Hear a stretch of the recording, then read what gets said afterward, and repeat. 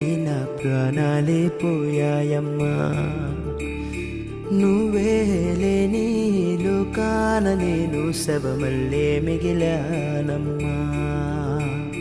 నా ఇంట నువ్వుంటే మాయమ్మె ఉందంటూ ప్రతిరోజు మురిసేనమ్మా. ఏ జన్మలో పాపమే నేను చేశాను, ఈ శిక్షే వేశావమ్మా.